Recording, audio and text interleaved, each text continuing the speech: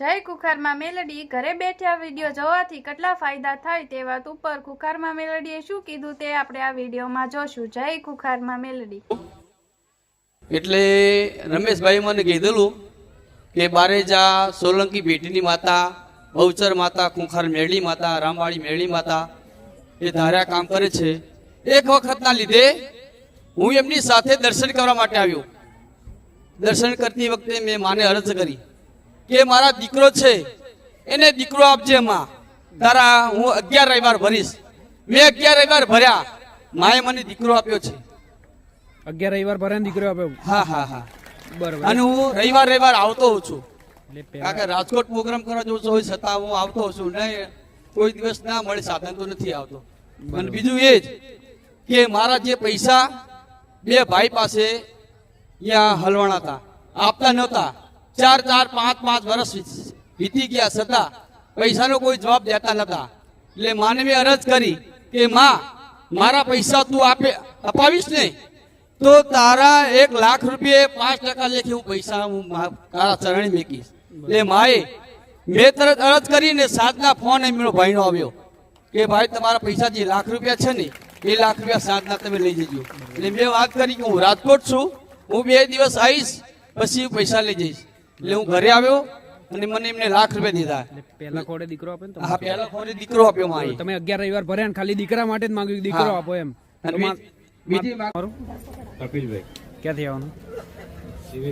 Civil ભરિયાલ. બરોબર. શું માનતા રાખી હતી તમે? મારી સાડી માટે માનતા રાખી હતી હા કે 3 છોડીઓ પર 1 છોકરો આવે. બરોબર. તમારી સાડી માટે માનતા મારી રાખી? 3 છોકરીઓ છે. 3 છોકરીઓ? અને 3 છોકરીઓ પર 1 છોકરો આવે ને એની માનતા રાખી હતી. બરોબર. એટલે 3 છોકરીઓ હતી એટલે તમે છોકરા માટે એમની માટે માનતા રાખી હતી? અને માનતા રાખી પછી માતાજીએ હરખથી છોકરો આપ્યો, દીકરો આપ્યો માતાજીએ. એટલે મેં કીધું 6 મહિના કે 2 મહિના પછી મેં કીધું વરસાદ કરી જઈશ. બરોબર. એટલે અત્યારે દર્શન કરવા અને અત્યારે દર્શન અને શ્રીફળ ચુંદડીની ભેટ અને જે માન્યું હતું બરોબર પૂર્ણ કરી. બરોબર. મારી બેન ને હેરાન થાય છે ને, બરોબર. બહુ રોદડા રોતી હતી. મેં કીધું લાય માતાજી મારી આશા મારી પૂરી કરો, મારી બેન કઈક આત્મહત્યા કરી નાખે એના કરતો એની આશા પૂરી થઈ. તમારા કહેવાથી તમારી બેન ને દીકરો આપ્યો માતાજી? બરોબર. ત્રણ દીકરી પર દીકરો આપ્યો? 3 દીકરી પર દીકરો આપ્યો. બરોબર. ભાવ ભક્તિ વિશ્વાસ હોવાનો કોમ બીજાનો. રામ ભલે કોઈ વાંધો નહીં. બેન માટે માગ્યું તો એ આલ્યું, તમારા માટે ગમે તે માગો પણ બીજા માટે માગ્યું ને તોય મારા આશીર્વાદ. રામ રામ. જોજો મારા વાલે લચ્યો છે. રામ રામ મારી લ્યો મળ્યા. મારા નવા મકાન મેં લીધું ને એની ચાવી તમને હું અર્પણ કરું છું. મેં માનતા તો નથી રાખી પણ મેં એવું મનોમનથી નક્કી કર્યું હતું કે જ્યારે હું નવું મકાન લઈશ ને ત્યારે અમારા કુળદેવી શક્તિમાં અને બારે જવારા ખુખાર મેલડીમાં ને ત્યાં જઈશ. હું પહેલા મારીના હાથમાં ચાવી આપીશ અને પછી હું રહેવા જઈશ એમ. બરોબર. પોતાનું મકાન થઈ ગયું? પોતાનું મકાન થઈ ગયું મારે. તમે માનતા નથી રાખી, ખાલી પ્રાર્થના કરી હતી? ખાલી પ્રાર્થના મેં કરી હતી. અને મારું જે જૂનું ઘર હતું ને એ માળીના પ્રવચન કર્યા એ પ્રમાણે થોડુંક નખોદિયા જેવું હતું. એટલે એ ઘરમાં નું તો પ્રોબ્લેમ જ હતો નકરો. એટલે ત્યારે ભાડે રહેતા હતા. એટલે ખાલી માળીને મેં પ્રાર્થના કરી અને મારે ઘરનું મકાન થઈ ગયું એમ. પોતાનું મકાન થઈ ગયું? પોતાનું મકાન. કઈ જગ્યાએ? ગોંડલ. મારે ગોંડલ? હા, ગોંડલ. નખોદિયા મકાન નું ત્યાં શું કર્યું? નખોદિયું મકાન મેં મારી તમારા પ્રવચન સાંભળી અને મેં એ મકાન ખાલી કરી નાખ્યું. અને ખાલી કર્યા પછી ભાડે રહેવા હું જતો રહ્યો મારી. પછી હું ભાડે રહ્યો મારી 2-2.5 વર્ષ અને તે પછી આ મારે ઘરનું મકાન થયું મારી. બરોબર. 2-2.5 વર્ષ તમે ભાડે રહ્યા? 2-2.5 વર્ષ હું ભાડે રહ્યો. બરોબર. એટલે 2-2.5 વર્ષ પહેલા તમે માતાજીના વિડીયો જોઈને જે નખોદ્યું મકાન હતું એ છોડી દીધું? હા, એ મેં હમણાં છેલ્લા 1.5-2 વર્ષથી નખોદ્યું મકાન મેં છોડી દીધું. બરોબર. 2 વર્ષમાં તમારું અત્યારે પોતાનું ઘર થઈ ગયું? હા, પોતાનું ઘર મારું. બરોબર. માતાજીના પ્રવચનમાં બતાવ્યા? માતાજીના પ્રવચન અને વ્યવહાર બતાવ્યા પ્રમાણે. બરોબર. એવો ભરોસો રાખ્યો કે માતાજી આ બતાવે છે ને કે આ ઉછીની નખોદી જગ્યા છે, આ પણ હદ નહીં, મોટા મોટા વિઘ્નો નાખે, આપણા દેવાના દાસ બનાવે, પેઢી ડુબાડે, પોતાનો ભરોસો આવે, બીજાની બધાની બેઠક જોઈ અને એવો સંકલ્પ કર્યો કે માં મૂકી દેવું છે આપણે રહેવું નહીં, ભલે ભાડે રહું.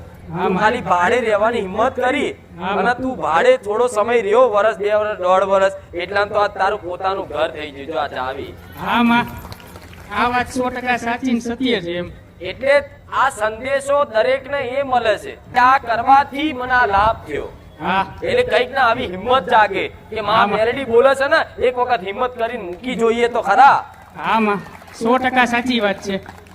અને મારી આ જે મકાન લીધું ને એ તમે હમણાં થોડીક વાર પહેલાં ગાડીની વાત કરી કે 0052 એમ, તો મારી મેં બ્લોક જ્યાંથી ચાલુ થાય ને ત્યાંથી બીજા નંબરનો છે અને ટોટલ 6 બ્લોક છે અને છેલ્લી કોરથી ચાલુ થાય તો 5મા નંબરનો થાય મારી.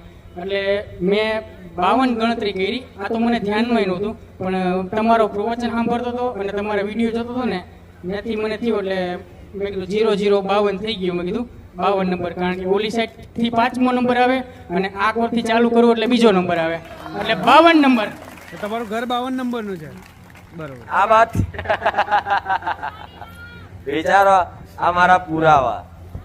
અને ખાસ મારા મમ્મીએ અને મારા બેને તમને રામ રામ મારી કીધા છે. ભલે તમારી મમ્મીને રામ, તમારી બેનને રામ. હા, બાકી તો તમારા પરચા તો બહુ ઘણા બધા છે, પણ હવે જાજો ટાઈમ મળી નહીં લઉં કારણ કે તમે પાછળ બાકી છે બધા, એટલા માટે.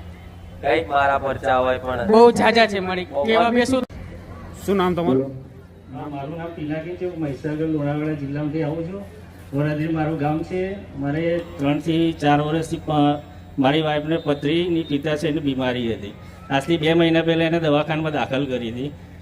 ડૉક્ટરે ચોખ્ખું કહી દીધું કે 10 દિવસ પછી 100% ઓપરેશન કરવું જ પડશે, નકર બેન નહીં જીવે એમ. તો પછી હા, મારા ફોઈ અહીંયા રવિવાર ભરવા આવે છે લાંબાથી. એમણે મને સલાહ આપી કે તું આ વિડીયો જો અને તારી રીતે માનતા રાખ. અને મેં આ રીતે માનતા રાખી, ખાલી વિડીયો જોતા જોતા ત્યાં ને ત્યાં છે. અને પછી 15 દિવસ પછી પાછો રિપોર્ટ કરાયો તો ટોટલ રિપોર્ટ નોર્મલ આવ્યો. ડૉક્ટરે ચોખ્ખું કહી દીધું કે આ કઈ રીતે બન્યું. બરોબર. પહેલા ડોક્ટરે શું આવ્યું હતું? ડૉક્ટરે 100% કે તારી વાઈફનું ઓપરેશન કરવું જ પડશે, કેમ કે ઓપરેશન નહીં કરો તો નહીં બચી શકે. નહીં બચી શકે એમ.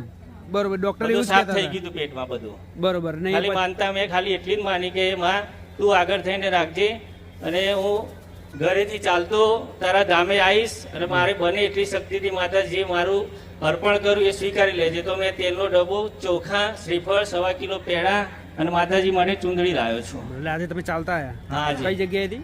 વડોદરીથી, લુણાવાડાથી. લુણાવાડાથી. કેટલા આજે કિલોમીટર? 4થો દિવસ છે મારો. બસ 4 દિવસ. હા, 140 કિલોમીટર છે. એટલે 140 કિલોમીટર તમે ચાલીને ચાલીને આવ્યા આવ્યા. છું. માનતા હા. રાખી હતી. હા, અને મારી જોડે કોઈ આવવા પણ તૈયાર નતું, પણ સામેવાળો એક છોકરો હતો કે હું પણ વિડીયો જોઉં છું કે હું તમારી જોડે આવું. એ રાતોરાત ઊભો થઈ ગયો છે કે અમારા 50 કિલોમીટર દૂર હતો, ત્યાંથી 1 કલાકમાં આવી ગયો મારા માટે. તમે વિડીયો જોઈને માનતા રાખી? કોઈ દિવસ આયા નતા બહાર? ના, કોઈ દિવસ નહીં. પહેલી જ વાર ખાલી વિડીયો જોઈને માનતા રાખી? વિડીયો જોઈને. માતાજીએ જીવ બચાવ્યો એમનો. જીવ બચાવ્યો. બરોબર. નવું જીવન આલ્યું. હા. એવું જ ને? હા, પહેલો જ અનુભવ. પહેલો જ અનુભવ. તમે નસીબ વાળા કહેવાય. લો પહેલો જ મોટો પરચો આલ દીધો તમને. હે રામ, હવે વિચાર કરો કે ખાલી એક નહીં કહેતા કે માતાજીને ભાવનો વિશ્વાસ હોય ને તો માતાજી કામ કરે, પણ એને તો ખાલી મારું નામ જ દીધું હતું. ખાલી નામ જ દીધું હતું વિડીયો જોઈને. પછી મારા ફોઈએ કીધું તું રવિવાર આવજે, તો મને સમય મળે એમ કરતા કરતા મેં આજે 7 રવિવાર પૂરા કરે. પછી 4 રવિવારમાં જ પરચો મળી ગયો મને તો. 4 જ રવિવારમાં? 4 જ રવિવારમાં પડી ગયો. બરોબર. તો ડોક્ટરે શું કીધું કે પતી ગયું છે બગાવ અંદરનું બધું. આ રિપોર્ટ કરાયા પછી રિપોર્ટ કરાયા, પિતા છે એકદમ નોર્મલ ચોટી ગયું. ડોક્ટર કે આ કઈ રીતે બન્યું કે કઈ ના દે ખુખાર મેલડી. તોય કીધું મેં કે મારી માતા આગળ છે. રામ, દર ડોક્ટર થાકી જાય ને તારે એમના મોઢેથી એવું નહીં કે આવો ભગવાન માતાજી ભરોસે. તારે સમજી લો મારા ભરોસે આવી જાય, ચિંતા કરવાની જરૂર નહીં, હું મેલડી બેઠી છું. હો રામ. ક્યાંથી આવો? મુંબઈથી. મુંબઈથી? હા. શું માનતા રાખી હતી? અમને બંને જણા છાતીમાં દુખાતું હતું અચાનક જ. માને માન્યું હતું કે એને દુખાવો મટી જાય. માઇક નજીક રાખીને બોલો તમે. માને માન્યું હતું કે દુખાવો મટી જાય, બરોબર. તો વગર દવાએ એને અમારો દુખાવો મટી ગયો, છાતીનો દુખાવો. અને માએ ઘણા બધા અમારા કામ કર્યા છે. બરોબર. એટલે તમને બંનેને છાતીમાં દુખાતું હતું? હા. પતિ પત્ની બંને? હા, બંનેને. તમને કેવો ડર થઈ ગયો હતો? મને ગાંઠ જેવું થઈ ગયું હતું. ગાંઠ જેવી મને ડર લાગી રહી હતી. છાતીમાં ગાંઠ હોય એવું હા. લાગતું હતું અને તમને છાતીમાં દુખતું હતું તો હાર્ટ એટેક હોય એવું લાગતું? એવું લાગી રહ્યું હતું. માતાજીને પ્રાર્થના કરી હતી? પ્રાર્થના કરી હતી. તો એ કેટલા દિવસમાં સારું થઈ ગયું? 2 દિવસમાં જ સારું થઈ 2 ગયું. દિવસમાં સારું થઈ ગયું? 2 દિવસ. અને કોઈ દવા કરાયા વગર એમને એમ? વગર દવાએ. બરોબર. ભલે. મેં ગોળી પીધી તો પણ ગોળીથી પણ ફરક નહોતો પડી રહ્યો. પછી માતાજીને મને પ્રાર્થના કરી ને હાર નાળિયેર ચૂંદડી અગરબત્તી માન્યું તો એમાં મને ફરક પડી ગયો. એ પછી કોઈ દવા નહીં? ના ના ના, કોઈ દવા અત્યારે નહીં. કમ્પ્લીટ સારું થઈ હા ગયું? હા. મુંબઈ થી આયા મુંબઈ. આની પહેલા આવ્યા છે અમે લોકો. ભલે કોઈ વાંધો નહીં. છેક મુંબઈ થી આવો છો જોજો મારા ભાવિકો બધે બહુ છે બધી જગ્યાએ જાય. પણ અમારે રવિવાર ભરાતા નથી, ઘરેથી અમે લોકો દર્શન કરે છે. તો ઘેર તમે રવિવાર ભરાતા નહીં તો ઘેર બેઠા તમારી પ્રાર્થના હોબરી જ નહીં. આમળે બસ એમ રાખો. ના ભરાતા તો ઘેર બેઠા જોવો વિડીયો. માં સપને આવો છો તમે, પણ તમારા શબ્દ અમારા સુધી નથી પહોંચતા. ઘણીવાર પ્રાર્થના કરી પણ નથી. ત્યાં પ્રાર્થના કરી હું સપને તો આવું છું, આવો પણ હું શું કહેવા માંગુ છું એ તને ખબર પડતી ના. તો એમાંથી કોઈક વચ્ચે આવતું હોય, હા આડું થતું હોય, એ આડું શું થાય એ બધું વિડીયો જોઈ લેજો. બીજા મારા આશીર્વાદ.